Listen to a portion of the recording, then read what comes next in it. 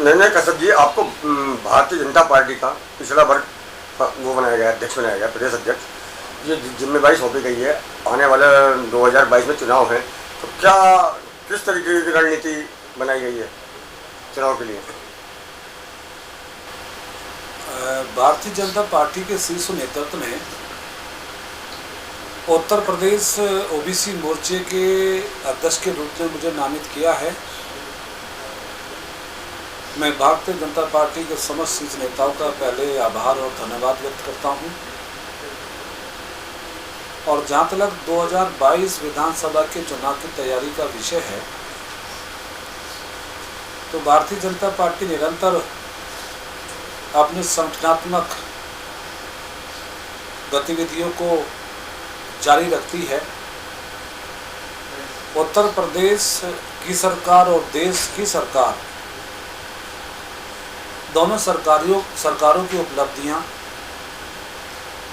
किए गए विकास कार्य, कानून व्यवस्था को बेहतर करने का मजबूत प्लान, किसान मजदूर के विकास की बात, क्या किसानों का जो धरना है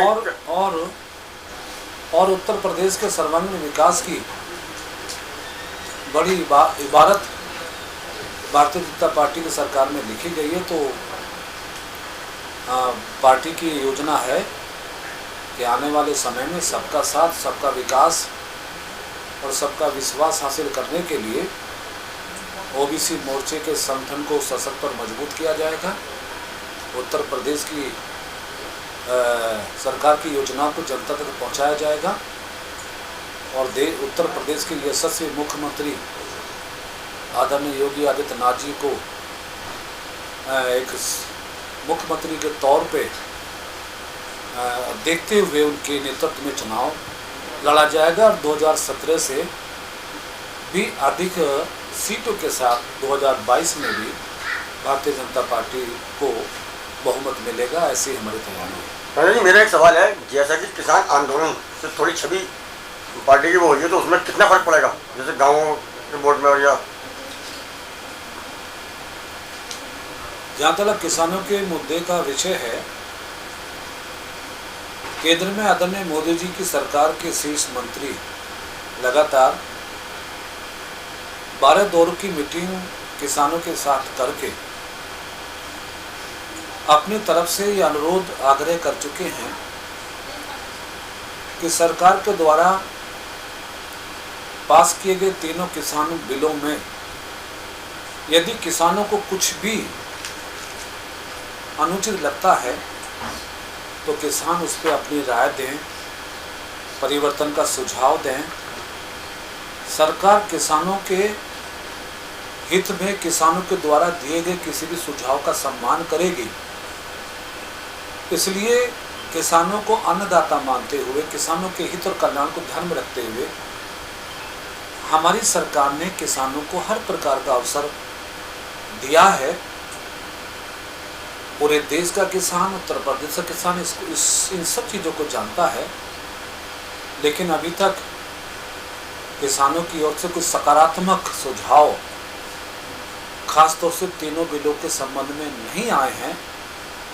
देश समझ रहा है, उत्तर प्रदेश समझ रहा है और हम आशान्वित हैं कि 2017 की भांति ही 2022 में भी किसानों का भरपूर समर्थन भारतीय जनता पार्टी के साथ ही होगा। संजय जी, मेरा एक सवाल हो रहा है, जैसे महंगाई को लेकर के सपा, बसपा और कांग्रेस विरोध कर रही है प्रदेश सरकार का और केंद्र सरकार का, तो इसमें कितना फर्क पड़ेगा बढ़ती महंगाई को लेकर के? विपक्षी पार्टियां मुद्दा विहीन हो गई हैं और उनके समक्ष अब केवल अपनी पार्टी की प्रतिष्ठा को बचाने का ही एक विकल्प बचा है। क्योंकि चाहे सपा की बात करें, बसपा, कांग्रेस की बात करें, इन सभी पार्टियों ने कभी कुछ सकारात्मक सुझाव और सकारात्मक मुद्दों पर अपना सहयोग देश और प्रदेश की जनता के हित में नहीं दिया। और जितने भी लगातार देश और उत्तर प्रदेश की सरकार के द्वारा जनहित के मुद्दों पर काम हुआ है, कानून बना है। केवल विरोधी और विपक्षी पार्टियों ने विरोध के लिए विरोध किया है, कभी कोई सकारात्मक पहल नहीं की है। इस बात को देश की जनता भी महसूस करती है, प्रदेश की जनता भी महसूस करती है।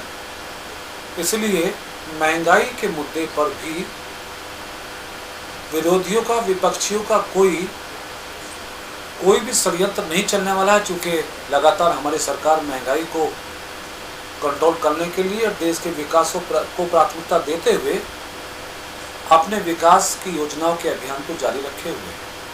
मेरा आखिरी सवाल है जैसा कि सपा का और लोक दल का गठबंधन हो रहा है और छोटे छोटे दलों से, घटक दलों से गठबंधन करेंगे, तो क्या बसपा और भाजपा एक साथ अलायंस करेंगे क्या यूपी में? तो मेरे साथ मिलकर चुनाव लड़ेंगे?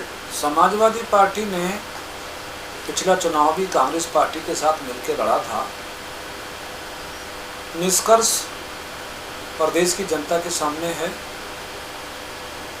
इसलिए वो किस पार्टी के साथ गठबंधन करेंगे नहीं करेंगे ये उनका विषय है, ये उनका अपना अधिकार है। लेकिन उत्तर प्रदेश की जनता योगी जी के नेतृत्व में फिर से उत्तर प्रदेश में भारतीय जनता पार्टी की सरकार बनाने को तैयार है और भारतीय जनता पार्टी अपने संगठन, नीतियों, सरकार की उपलब्धियों और जो भी एनडीए के घटक दल हैं उनको साथ लेकर पूरे समन्वय के साथ, पूरी शक्ति के साथ उत्तर प्रदेश के विधानसभा के 2022 के चुनाव को लड़ने वाली है और जीत हासिल करने वाली है। बसपा से अलायंस नहीं करेंगे, मतलब ये कर सकते हैं? अलायंस करना और ना करना ये केंद्रीय नेतृत्व का विषय है, केंद्रीय नेतृत्व का ये दायित्व है। लेकिन मुझे आवश्यक प्रतीत नहीं होता है कि भारतीय जनता पार्टी को उनसे कोई अलायंस करने की आवश्यकता पड़ेगी।